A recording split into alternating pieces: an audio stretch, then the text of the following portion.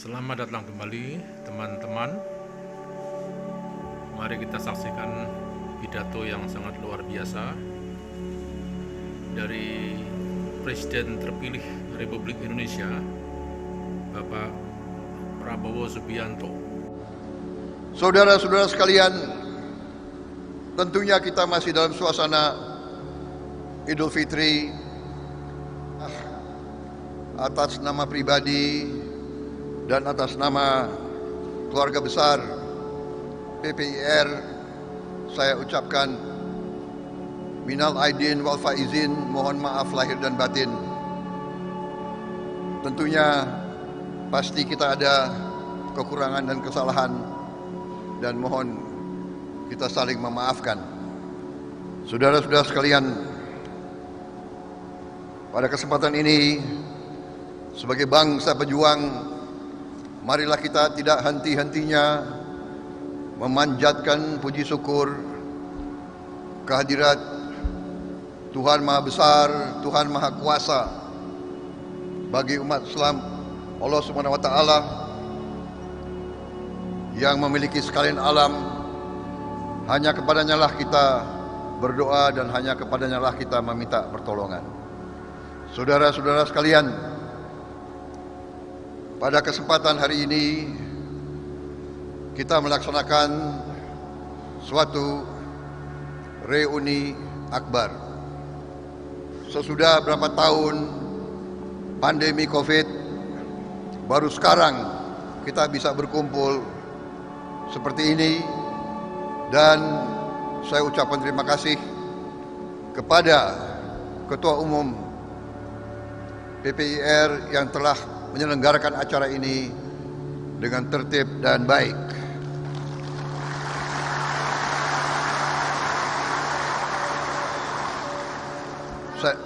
Saya minta maaf, tadi saya sebut senior-senior pejuang dan purnawirawan, tapi saya agak lalai, saya tidak sebut Wakil Ketua MPR RI, Pak Ahmad Muzani.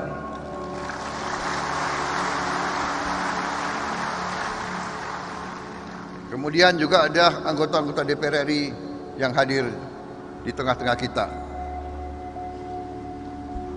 Saudara-saudara sekalian, pada kesempatan ini saya ingin menyampaikan rasa penghargaan dan penghormatan yang tinggi, yang setinggi-tingginya atas kehadiran senior-senior kita, atas kehadiran mantan Panglima kita Pak Wiranto, mantan Kasat kita Pak Subagio, Pak Mantiri, Pak Muzani Syukur, semua senior-senior yang telah membina kita, yang telah membesarkan kita. Mereka telah membesarkan kita semuanya. Pak Jamari Caniago dulu pokdo saya, termasuk Pak Bibit Waluyo. Jadi kalau Prabowo ini sekarang begini, ya yang bertanggung jawab mereka-mereka itu semua, saudara-saudara.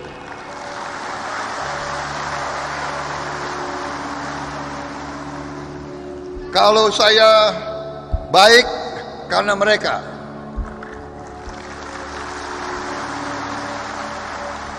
minta maaf ada kelalaian juga komandan saya di daerah Timur Timur, Pak Warau, yang saya hormati. Saudara-saudara sekalian, kalau saya baik karena mereka-mereka yang membina saya.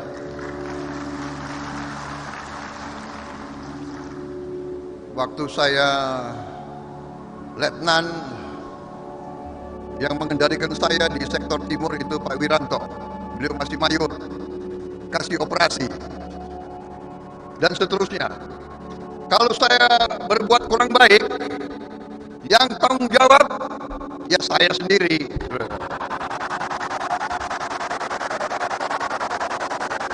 Iya kan? Enak aja, masa nyalahkan orang lain. Saudara-saudara sekalian, Saya lagi ada gangguan. terharu kehadiran Gangguan komandan-komandan dan suaranya. senior-senior saya. Saya terharu, iya kan? Kalau anak buah loyal ke atasan, yaitu sifat prajurit. Tapi ini senior-senior yang masih loyal kepada anak buahnya.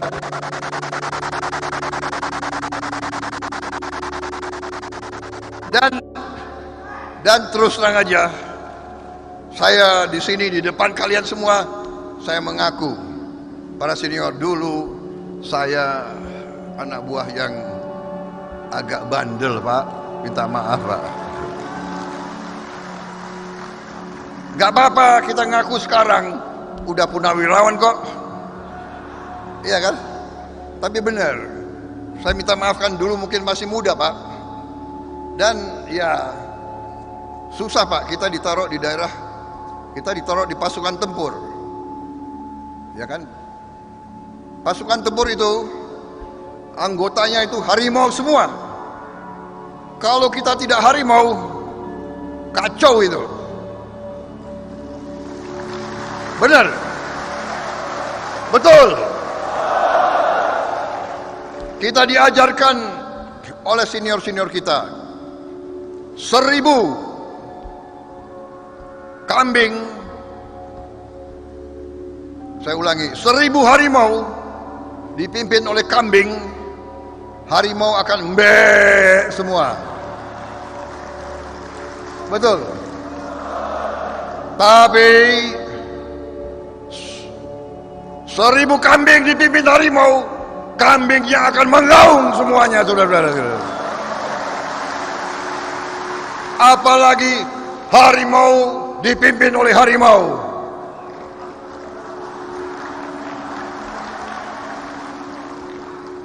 Walaupun PPIR purnawirawan, tapi tetap harimau-harimau tua.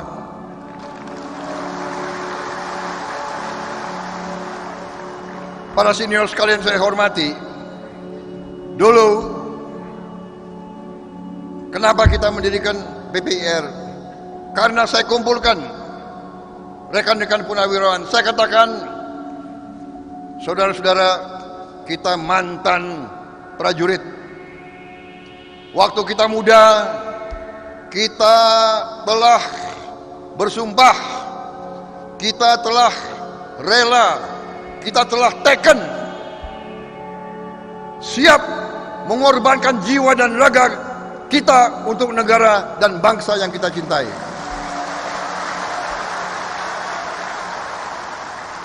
Waktu kita masih muda, kita belum punya apa-apa, kita sudah siap mengorbankan milik kita yang paling berharga, yaitu jiwa dan raga kita.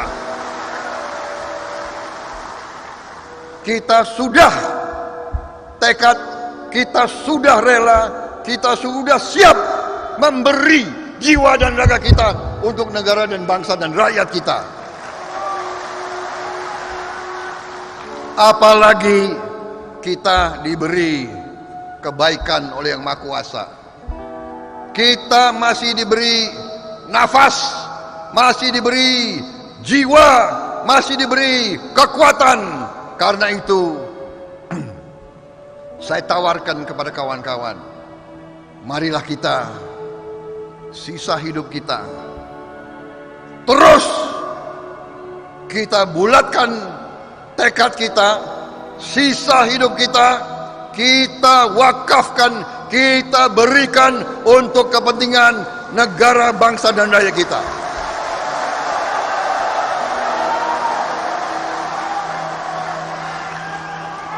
Saudara-saudara sekalian, karena ada dua macam purnawirawan.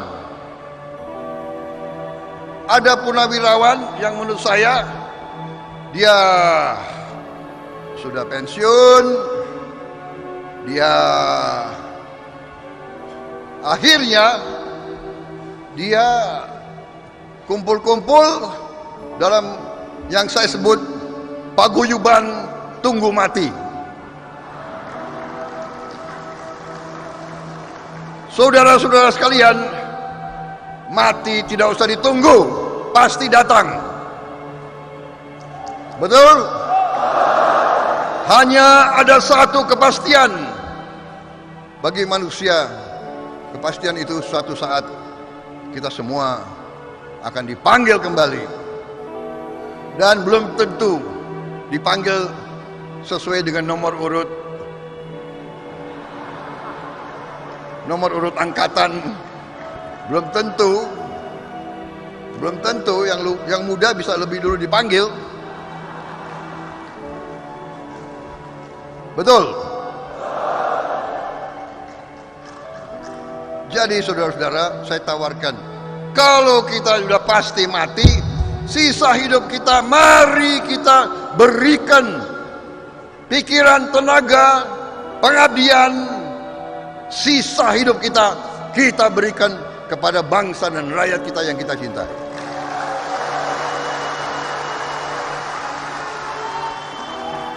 Saudara-saudara, saya ingin sekilas pada kesempatan ini, saya ingin sedikit kita kilas balik. Kita ingat waktu kita masih muda. Kita masih muda semua. Kita katakanlah 30 tahun yang lalu, 40 tahun yang lalu, saya masih ingat kita begitu bangga jadi patriot-patriot. Kita begitu bangga Indonesia. Kita begitu bangga melihat kibaran merah putih. Saudara-saudara sekalian, kita optimis. Kita siap mati untuk negara kita, karena kita ingin jaga negara kita. Dan waktu itu kita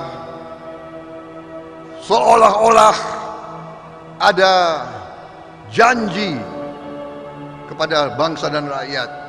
Kita prajurit menjaga Republik.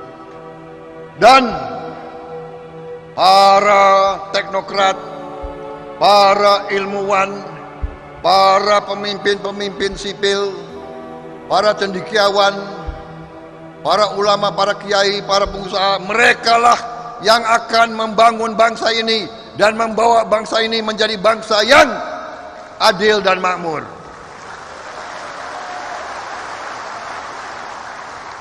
Itu cita-cita kita waktu muda. Kita ingin negara yang terhormat. Kita ingin menjadi negara yang terhormat. Kita tidak mau menjadi negara kacung. Kita tidak mau menjadi negara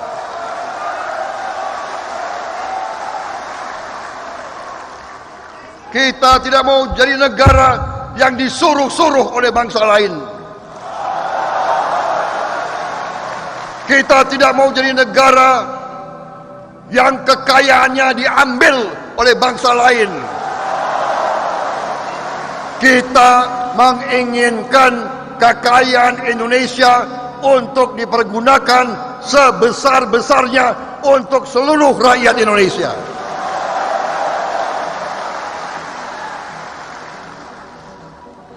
Karena itu kita berkorban. Prajurit-prajurit Angkatan Darat, Angkatan Laut, Angkatan Udara, prajurit-prajurit Bayangkara, polisi berkorban di mana-mana. Untuk apa?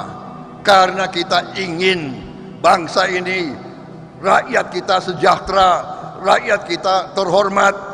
Jangan ada kemiskinan di bumi Indonesia. Itu cita-cita kita, saudara-saudara sekalian.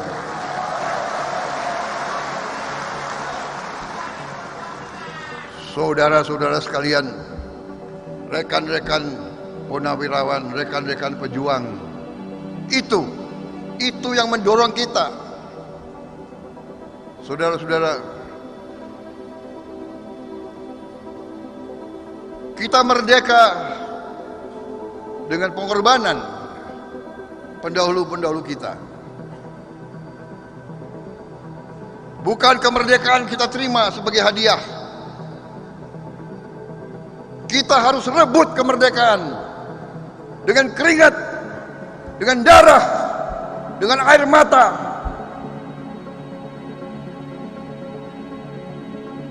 Pahlawan-pahlawan yang di atas itu, mereka telah berkorban untuk bangsa ini. Kita jadi begini karena pengorbanan mereka. Yos Sudarso, Walter Monginsidi, I Gusti Ngurah Rai, Dan Mogot, Slamet Riyadi, dan ribuan lagi pahlawan-pahlawan masih muda, mereka korban. Kenapa? Karena mereka sama waktu itu, mereka ingin menjadi bagian dari bangsa yang terhormat, bangsa yang merdeka, bangsa yang rakyatnya sejahtera, saudara-saudara sekalian.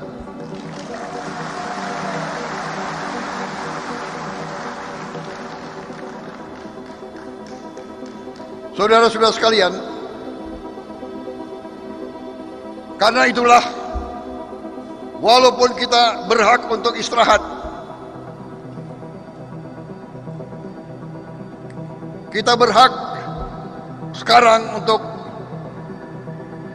abstain, kita berhak untuk tinggal di rumah ngurus keluarga kita. Pak Wiranto tidak perlu capek-capek masih terus di politik, tidak perlu. Pak Mantiri juga tidak perlu, semua. Pak Imam Sufahat, apa yang dicari Pak Imam Sufahat? Bintang 4, bintang yang paling tinggi itu. Kecuali bintang 5 itu hanya perang besar, ya kan? Aku juga pingin dulu bintang 4, tapi ya takdir tidak mengizinkan. Tidak ada masalah. Teman saya ada yang gugur Letnan 2. Bayangkan apa yang sudah diberikan oleh Yang Maha Kuasa kepada saya, apa yang telah diberikan oleh negara kepada saya. Jadi saudara-saudara, bapak-bapak, para senior, filosofi dari PPR adalah, hai purnawirawan, kalau masih mau berjuang,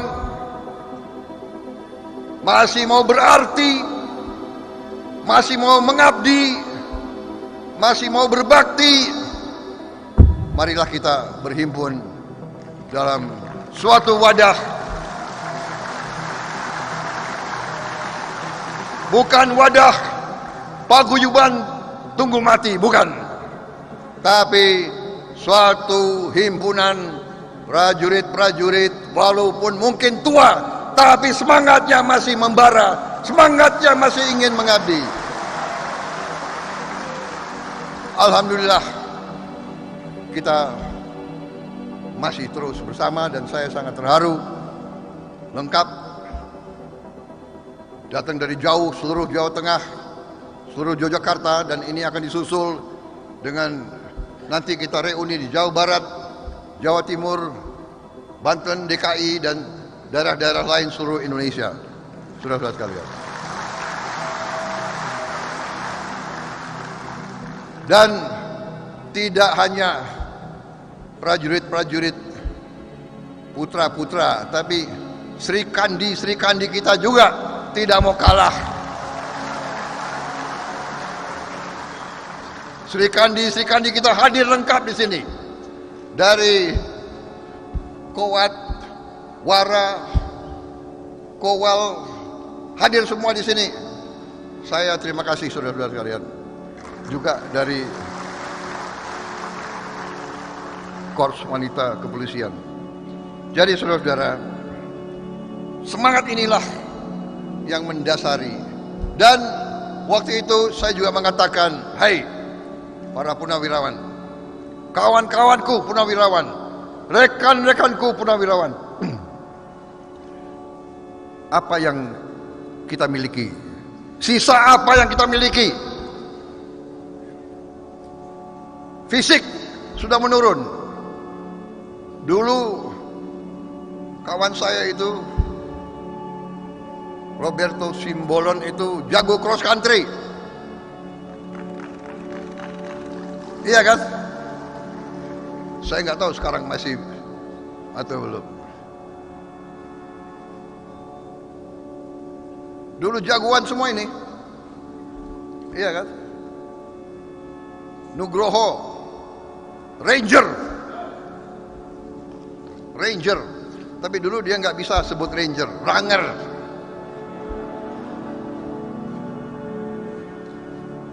Nugroho, kau dari mana asalmu?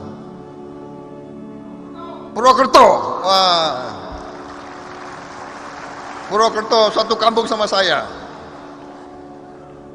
Kok bisa dari Purwokerto kok ke Amerika itu ya? Ini banyak jagoan. Girhan juga jagoan dulu. Surawahadi jagoan itu. Jadi fisik sudah menurun. Duit, saya kira duit juga nggak terlalu banyak kalian ya. Gimana? Senyum kalian kok senyum? Ya kayak kecut-kecut dikit ya. Senyum agak terpaksa. Benar?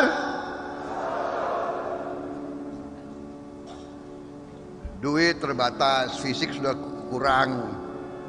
Pakai ransel sudah nggak bisa, iya kan? Hah? Apa sisa kita? Saya katakan, saudara-saudara, hak kita, milik kita yang terakhir adalah apa? Milik kita yang terakhir adalah penghormatan rakyat kepada kita. Penghormatan rakyat. Penghormatan rakyat kepada prajurit-prajuritnya. Rakyat kita tahu. Kita ingat, saya masih ingat, saya tidak bisa lupa Taruna di Magelang. Kalau kita latihan di lapangan, kita jalan di desa-desa, ini tahun 70-an, rakyat kita masih sangat miskin. Kita masuk desa, kehausan.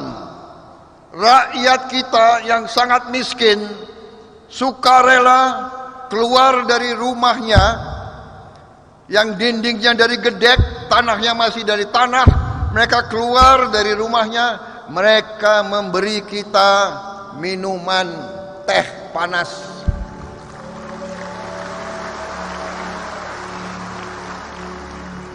Waktu itu kita kehausan, kita ambil cangkir-cangkir teh itu kita minum. Kita tidak sadar untuk bikin air teh itu, teh panas, dia harus ambil air berapa kilo dia jalan. Dia harus cari kayu, ranting-ranting untuk masak. Berapa kilo dia harus jalan. Ibu-ibu yang sudah sepuh, bapak-bapaknya masih di sawah. Begitu cintanya rakyat kita, kepada prajurit-prajuritnya, saudara-saudara sekalian. Saya sesungguhnya, saya sesadar-sadarnya, saya mendapat bintang-bintang ini karena prajurit dan karena rakyat Indonesia.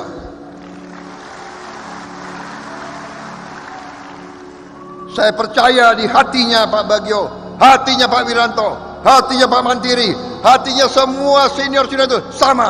Mereka menerima bintang-bintang itu dari rakyat Indonesia.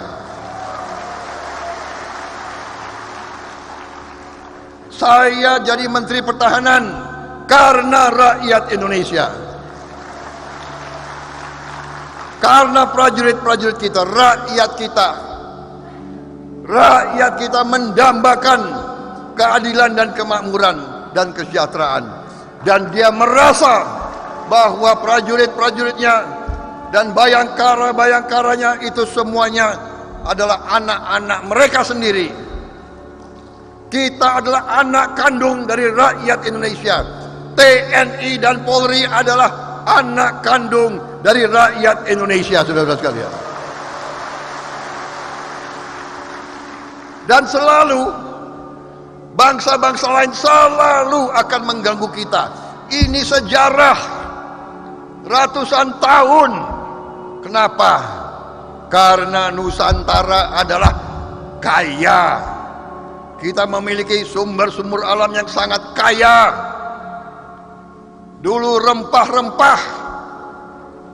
Kenapa rempah-rempah adalah komoditas yang bersejarah? Karena rempah-rempah waktu itu dibutuhkan untuk mengawetkan makanan. Dulu tidak ada kulkas. Tidak ada apa itu? Kulkas ya? Hah? Ya, peti es. Tidak ada. Jadi kalau kapal-kapal perang mau bertahan 2 minggu, 3 minggu di laut, dia butuh rempah-rempah. Karena itu mereka rebutan ke Indonesia, ke Nusantara waktu itu. Datanglah Portugis, gantian Perancis, Spanyol, Inggris, Belanda, Jepang, semua. Dan begitu kita merdeka, terus menerus kita diganggu. Kita tidak sempat membangun, terus mereka ganggu. Dan itu semua kalau kita urut, pasti ada campur tangan asing.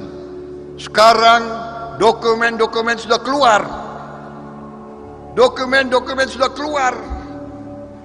Kadang-kadang ada satu negara, dia datang, dia menghasut suatu kelompok, suruh menyerang kelompok yang lain. Nanti kelompok ini juga dikasih bantuan untuk menyerang. Inilah riwayat kita. Dan ini saya mengalami, saya temukan di daerah-daerah operasi. Di daerah-daerah operasi, di Timur, di Aceh, di Papua.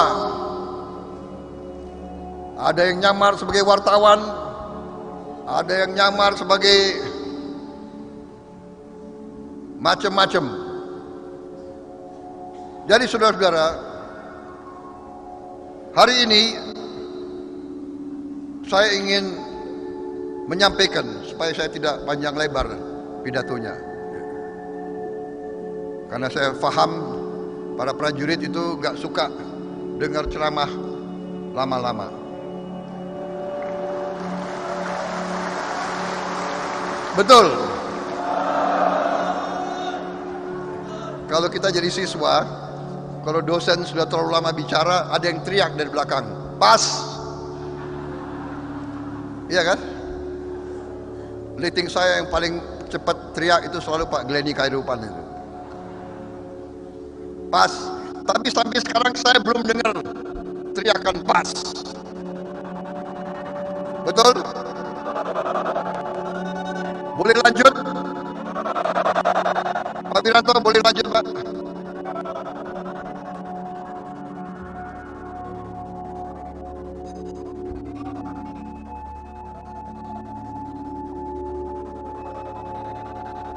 Ini panitia nakal.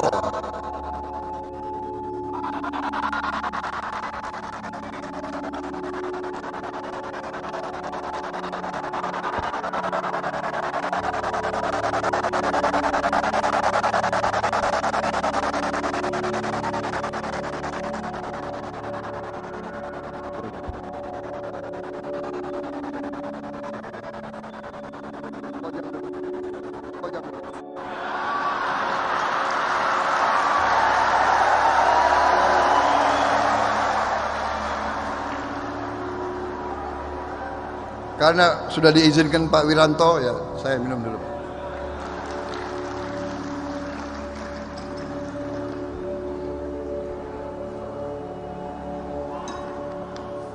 Kalau nanti saya pensiun benar, saya akan buka warung kopi.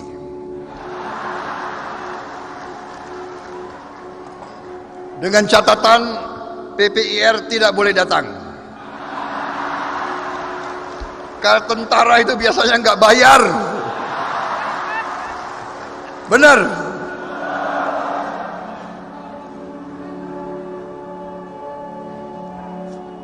Naik kereta api nggak mau bayar. Aduh, kacau itu. Sekarang itu zaman dulu. Itu zaman dulu. Sekarang lain TNI. Kereta api pasti bayar. Insya Allah. Saudara-saudara sekalian, dari tadi saya sampaikan di mana-mana, dari kajian-kajian strategis, dari pelajaran-pelajaran sejarah, ternyata syarat untuk negara take off menjadi makmur, take off menjadi negara maju, syarat antara lain adalah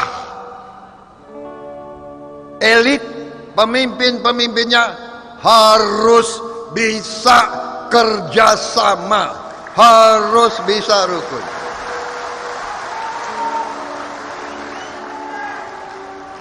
Karena itu saudara-saudara, waktu kemarin 2019 saya ikut pemilihan presiden. Begitu yang menang adalah Pak Joko Widodo, beliau langsung mengajak rekonsiliasi, mengajak bersama-sama bekerja untuk Republik Indonesia. Dan insting saya mengatakan, ya, benar, untuk Republik Indonesia saya siap bergabung dan bekerja bersama-sama.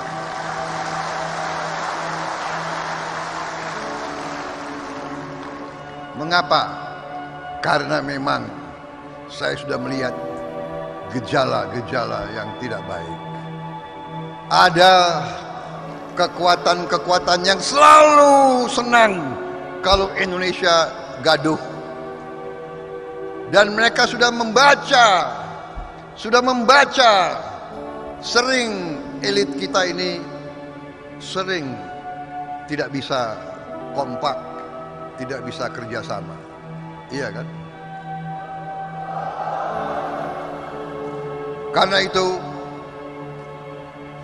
begitu ada ajakan, langsung saya ambil keputusan, ya, saya terima rekonsiliasi dan saya bergabung.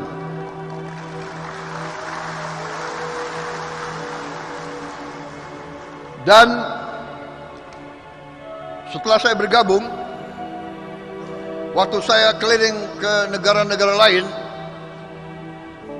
yang pertama mereka tanya, kok bisa kalian bergabung? Kok bisa kau bersama Pak Jokowi? Saya katakan, ya memang budaya Indonesia lain dari budaya kalian. Kita bersaing, tapi akhirnya kita mengutamakan kepentingan rakyat bangsa kita daripada kepentingan kita sendiri. Karena itu, sebagaimana kalian ketahui, saya sudah dicalonkan oleh Partai Gerakan Indonesia Raya untuk maju lagi di Pilpres tahun 2024.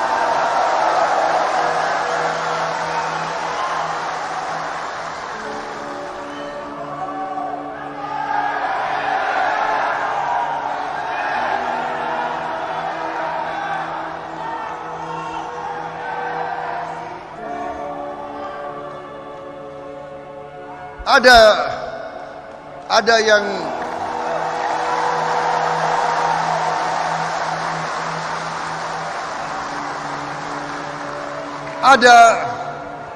yang mengejek saya waktu itu, mengenyek.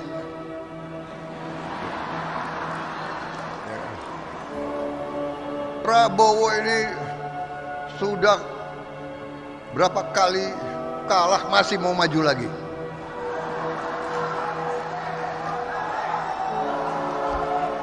Dia tidak tahu bahwa Prabowo Subianto adalah pejuang merah putih. Saya dididik dari hari pertama sebagai prajurit oleh pelatih-pelatih saya, oleh senior-senior saya, oleh Angkatan 45. Saya dididik tidak mengenal menyerah.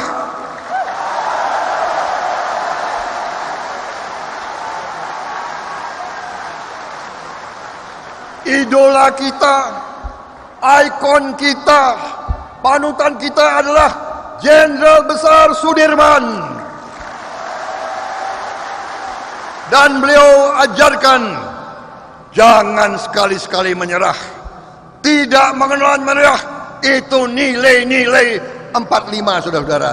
Tidak mengenal menyerah. Kita diajarkan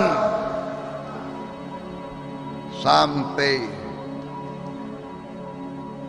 nafas kita yang terakhir, saudara-saudara. Selama hayat ada di kandung badan, kita berjuang terus sampai titik darah yang penghabisan, saudara-saudara.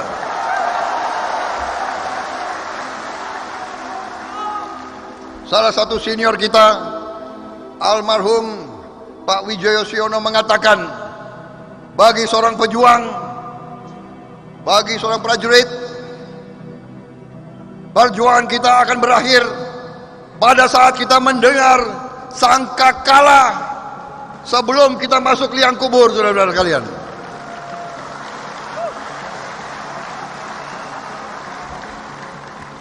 Jadi yang mengenyek saya, yang mengejek saya katakan, Prabowo jatuh tapi Prabowo bangkit kembali.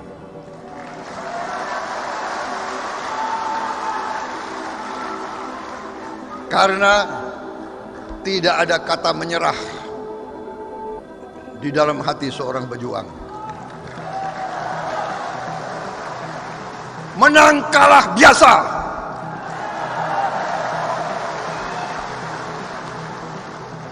Jangankan menang kalah, mati dalam pertempuran kita siap, apalagi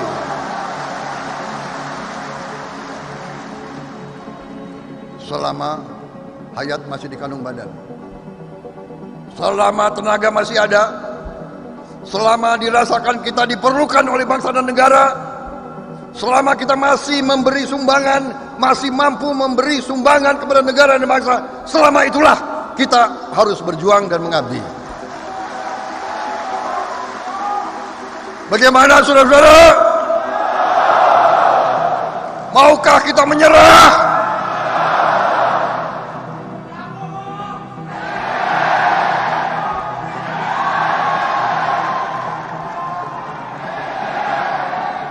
Saudara-saudara, tapi sekarang kita sudah melihat peta dan kita mungkin akan maju sebentar lagi. Saya mengajak kita semua, sudahlah kita maju dengan baik, nggak usah terlalu tegang-tegangan.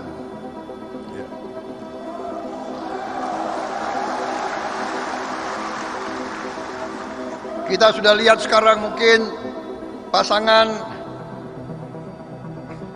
yang sudah dicalonkan, kita lihat mungkin Mas Ganjar Pranowo dan Mas Anies Baswedan. Saya ingin sampaikan, mereka dua-duanya adalah putra terbaik bangsa Indonesia juga.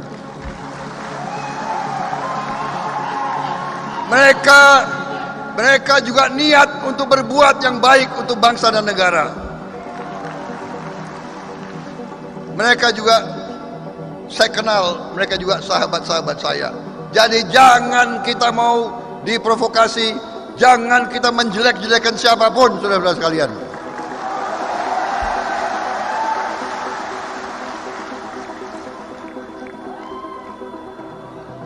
Kita akan bersaing dengan gagasan, kita akan bersaing dengan ide, kita akan bersaing dengan program. Perbedaan tidak ada masalah. Perbedaan tidak ada masalah. Mari kita menjadi bangsa yang dewasa. Marilah kita jadi bangsa yang berjiwa besar. Marilah kita menjadi bangsa yang percaya diri. Bangsa yang tidak mau diobrak-abrik lagi, tidak mau diadu domba lagi, saudara-saudara sekalian.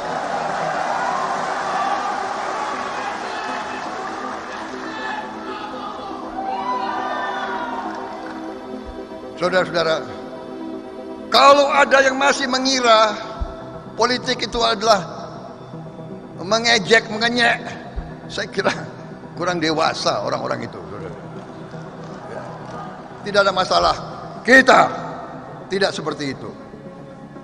Kita dihina, kita senyum. Kita difitnah, kita teguh. Kita diejek, kita tetap memberi yang terbaik kepada seluruh bangsa.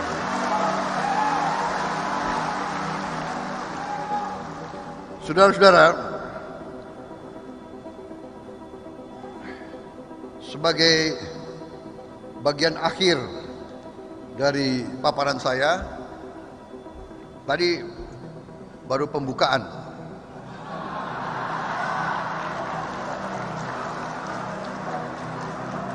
Tapi saya nggak akan terlalu rinci ke inti, karena intinya itu ada 42 slide.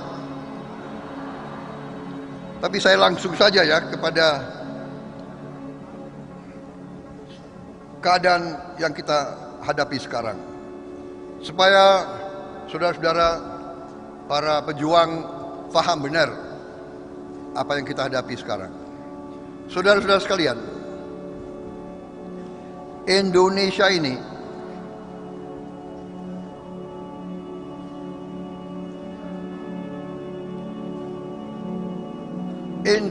ini sekarang adalah negara dengan ekonomi ke-16 terbesar di dunia.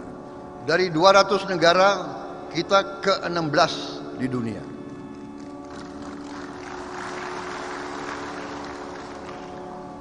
Dari semua proyeksi diramalkan bahwa Indonesia sebentar lagi akan menjadi ke-12, kemudian akan menjadi ke-8, dan potensi sebelum 2045 kita bisa menjadi negara ke-4 terbesar ekonomi di dunia. Bayangkan, saudara-saudara sekalian, kita menghadapi pandemi COVID. Pernah diramalkan, saya lihat sendiri di CNN, the Indonesian health system is on the verge of collapse. Sistem kesehatan Indonesia di ujung ambruk. Mereka ramalkan kita ambruk. Ternyata kita mampu mengatasi pandemi COVID-19.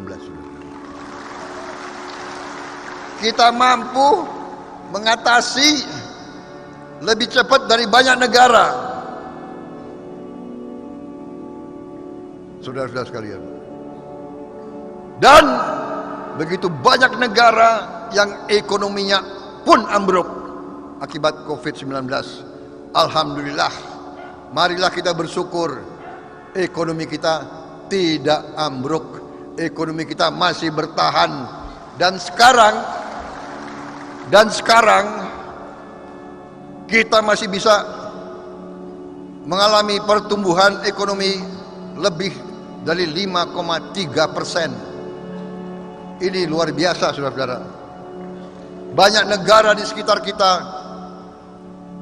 ambruk, bangkrut, tidak bisa bayar gaji pegawai. Saudara-saudara, beberapa negara di sekitar kita total sudah kolaps. Alhamdulillah kita masih bisa bertahan. Saudara-saudara, kenapa kita bisa bertahan? Karena pengendalian manajemen pemerintahan dan ekonomi ternyata berhasil. Dan untuk itu kita harus berani mengakui keberhasilan pimpinan kita. Harus kita akui, kalau ada tim sepak bola menang, ya manajernya, kapten kesebelasannya bertanggung jawab. Kalau kalah, ya manajernya dipecat, kaptennya juga diganti. Kita di tentara sudah biasa. Di tentara kita dulu, kalau pasukannya kacau, danjonya dicopot. Benar. Kalau pasukannya bagus, iya, naik pangkat. Sederhana. Kita harus akui, tim Indonesia dipimpin oleh Pak Joko Widodo, Presiden, Prabowo Subianto, Menteri Pertahanan. Gue ikut juga dong dalam tim, ya kan? Pak Wiranto, Ketua Dewan Pertimbangan Presiden. Boleh juga dong Pak Wiranto ya. Kita ini boleh juga tim kita ini. Jadi saya katakan, kalau Pak Jokowi itu dinilai berhasil, ya Menteri Pertahanannya ikut juga dinilai berhasil juga. Ya nggak apa-apa, ya kan? Saudara-saudara, dampak dari program-program pemerintah, inflasi terkendali, investasi meningkat, harga terkendali. Kemarin pulang mudik, kecelakaan paling sedikit selama sejarah Republik Indonesia. Saudara-saudara sekalian, kekayaan kita diproyeksikan PDB kita dari 743 miliar menjadi nanti 11.271 triliun. Akan kita ciptakan lapangan kerja 10,5 juta pekerjaan baru. Nilai tambah ini sudah dirasakan bahwa Indonesia punya ketahanan ekonomi. Saudara-saudara sekalian, dari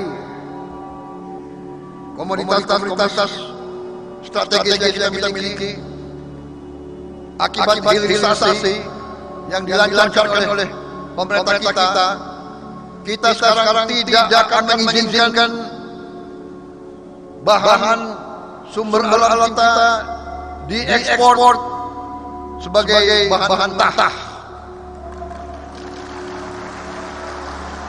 Tahun 2021 hasil kita dari nikel kurang lebih 1,2 miliar dolar. Tahun 2022 penghasilan kita naik mendekati 17 miliar dolar. Hampir 20 kali lipat dalam satu setengah tahun. Dan negara-negara barat protes. Kita diadu.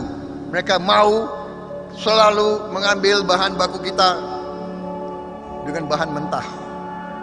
Nanti Presiden sudah mengatakan boksit juga akan dihentikan ekspor bahan mentah. Boksit adalah bahan untuk aluminium. Boksit diolah menjadi alumina, diolah jadi aluminium, nilainya bisa naik 194 kali.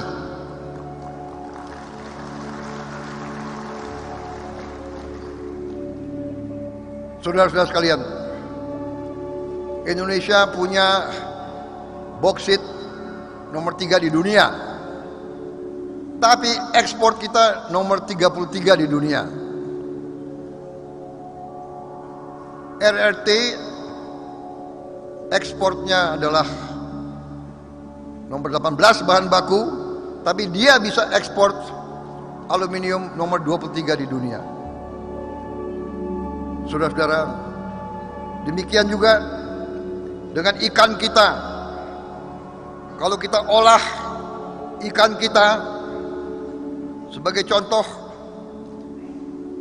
tuna cakalang, kita ekspor bisa menjadi nilai tambahnya 2 kali lipat. Bahkan kelapa kita adalah eksportir kelapa nomor 1 di dunia, tapi kita eksportir ke tepung nomor 8 di dunia. Saudara-saudara, Spanyol importir kelapa nomor 4 di dunia, tapi dia eksportir tepung kelapa nomor 1 di dunia. Saudara-saudara sekalian, padahal dia nggak punya kelapa.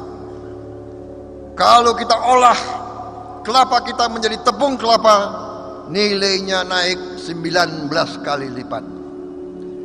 Saudara-saudara sekalian,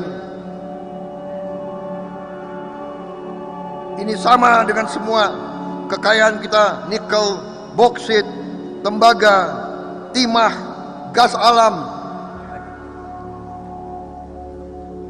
kelapa sawit, karet.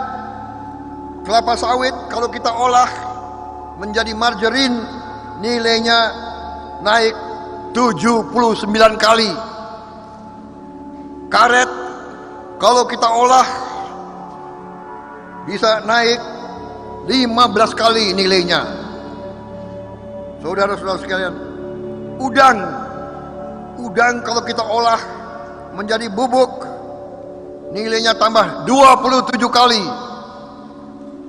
Saudara-saudara sekalian, tembaga kalau menjadi elektromotor, naiknya adalah 77 kali. Timah diolah, naiknya menjadi 69 kali. Gas alam kita rubah menjadi pupuk, nilai tambahnya 4 kali. Saudara-saudara sekalian, percayalah, masa depan kita sangat baik kalau kita bisa mengolah dengan baik.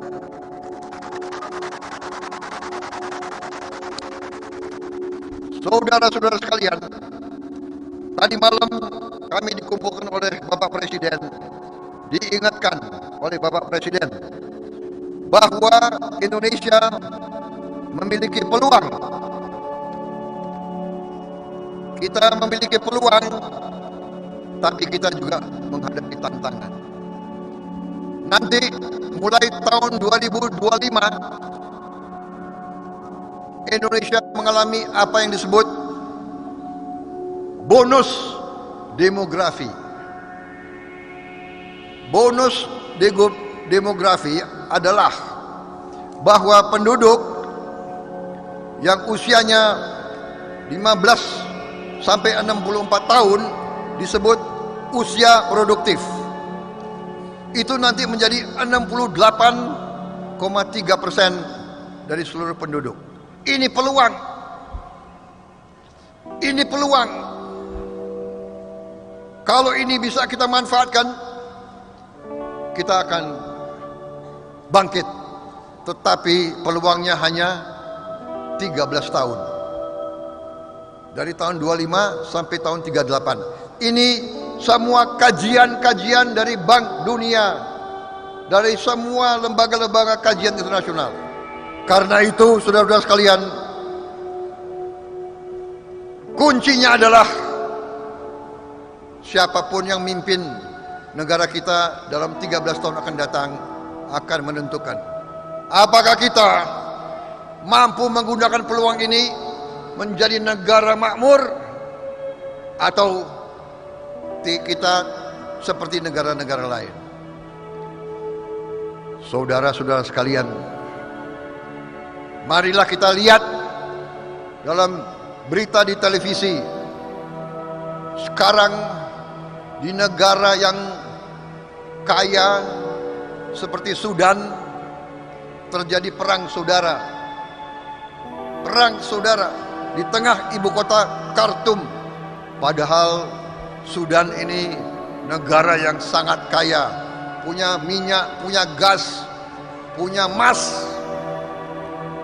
Dan disitulah negara-negara lain ikut campur tangan. Jadi saudara-saudara sekalian, kesimpulan kita adalah Indonesia punya peluang yang besar, dan Indonesia apabila kita bisa kompak, apabila kita bisa kerjasama dengan baik, insya Allah kita akan mengalami kebangkitan bangsa Indonesia menjadi bangsa yang kuat, makmur, adil dan makmur. Indonesia yang terus maju menjadi negara maju. Saya kira itu.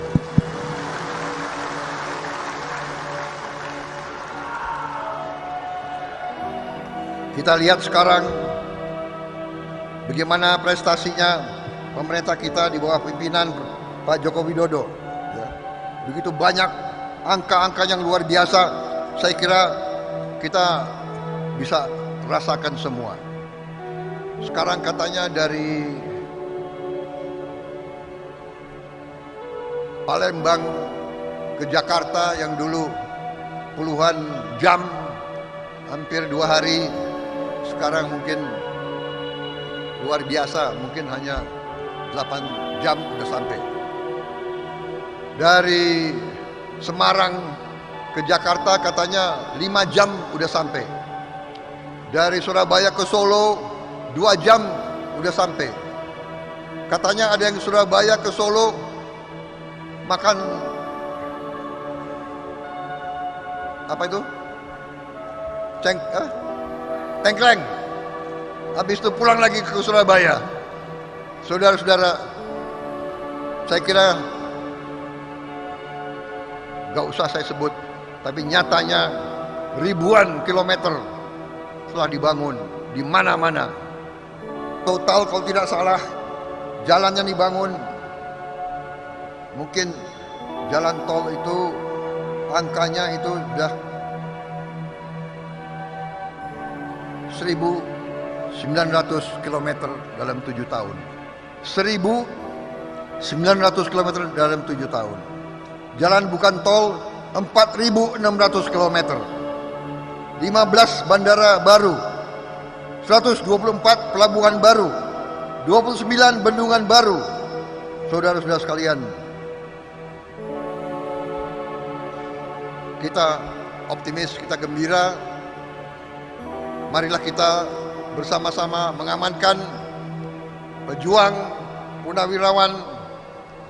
Terima kasih dukunganmu, terima kasih kepercayaanmu. Para senior, terima kasih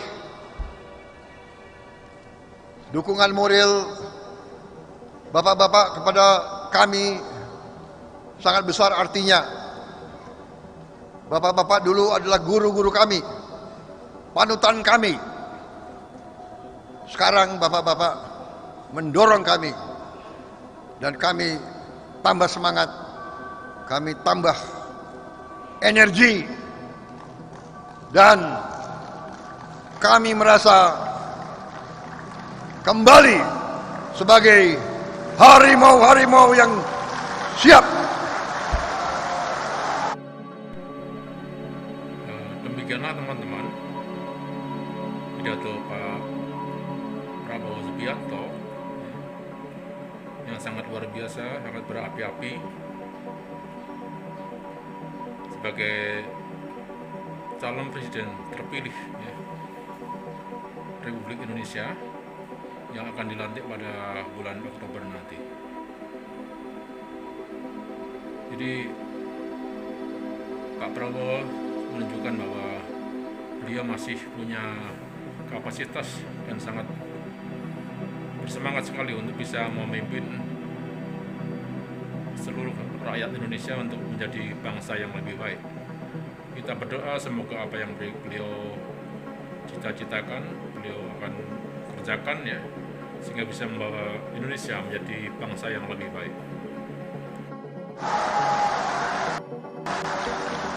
Tapi harimau sekarang ini harimau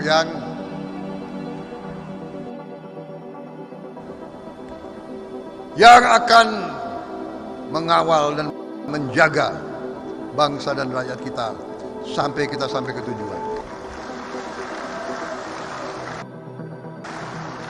Kalau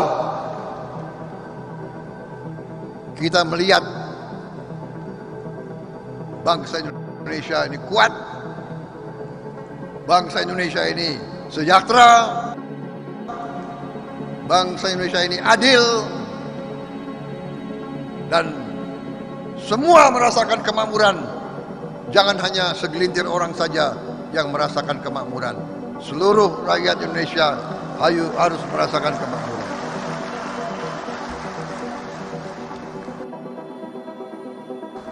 Tapi saya juga melaporkan kepada para senior,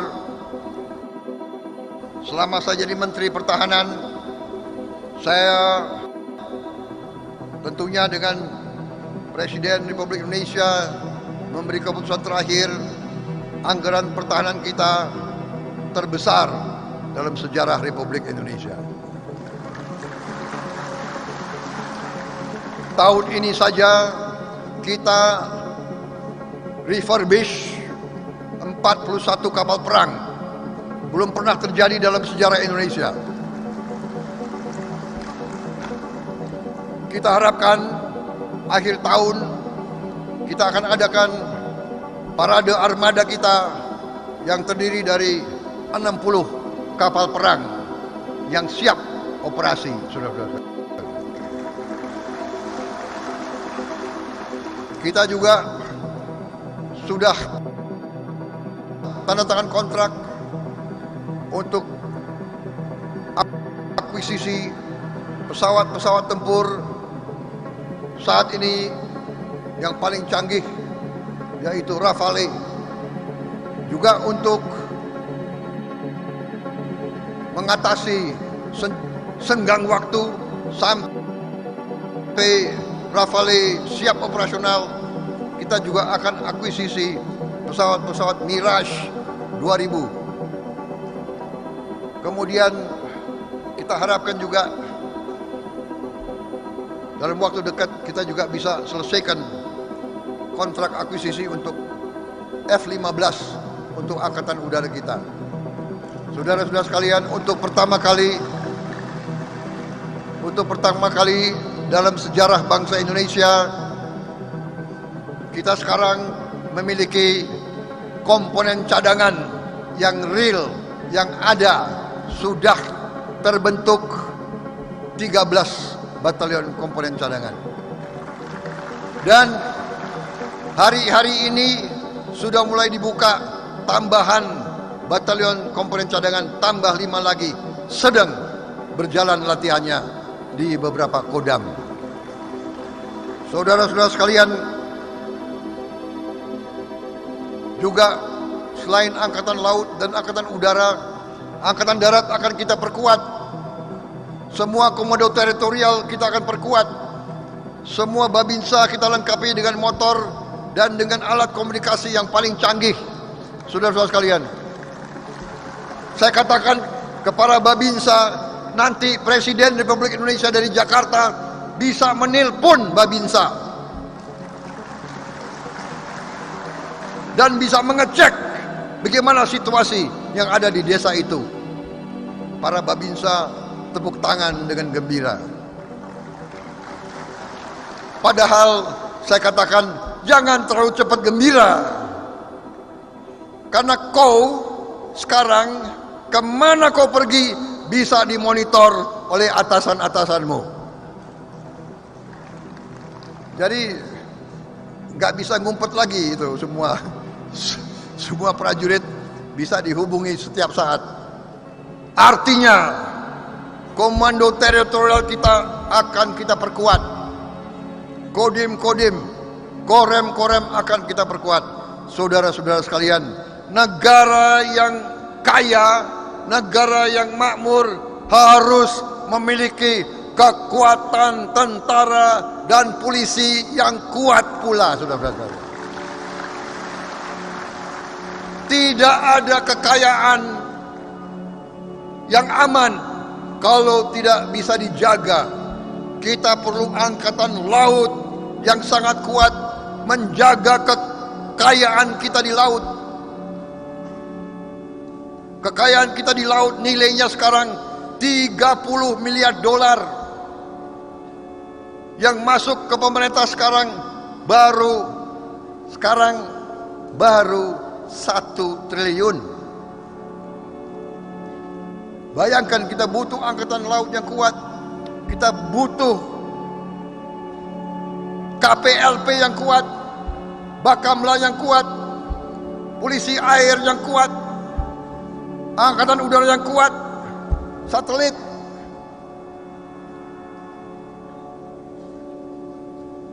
Insya Allah kita akan menjadi negara yang maju. Demikian saudara-saudara.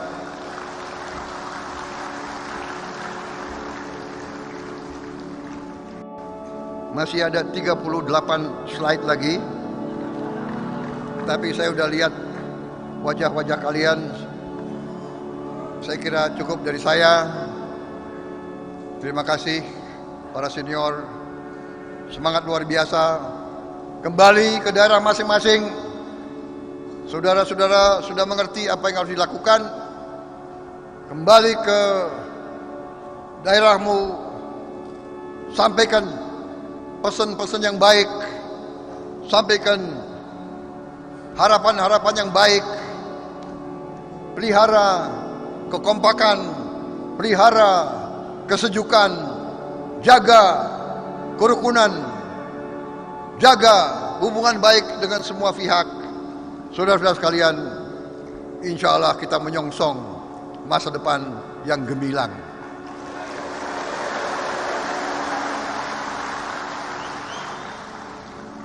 Wassalamualaikum warahmatullahi wabarakatuh. Waalaikumsalam warahmatullahi wabarakatuh. Salam sejahtera bagi kita sekalian. Shalom, Om Swastiastu. Namo Buddhaya. Salam kebajikan. Terima kasih saudara-saudara sekalian. Terima kasih atas loyalitas kalian semua. Terima kasih atas kesetiaan saudara-saudara sekalian. Saya tutup dengan pelajaran saya terima dari mantan panglima saya, mantan komandan saya, Jenderal TNI Wismoyo Aris Munandar. Beliau mengajarkan, saya masih pegang teguh, disiplin adalah nafasku, kesetiaan adalah jiwaku, kehormatan adalah segala-galanya.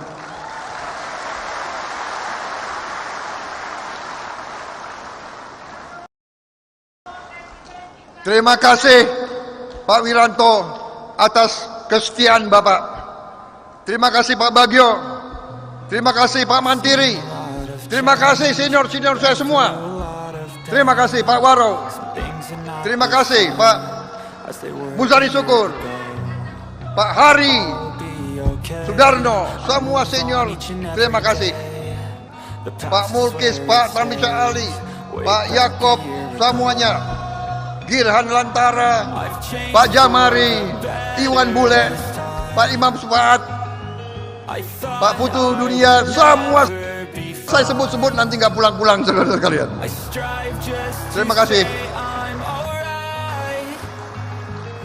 Dan yang paling terakhir,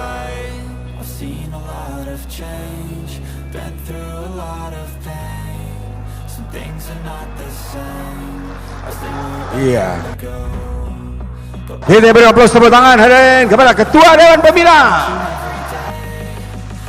PPIR Letnan Jenderal TNI Prabowo Subianto. Siapa kita? Di mana semangatmu? Kita bersatu. Kita bersatu. Indonesia. Indonesia. Indonesia.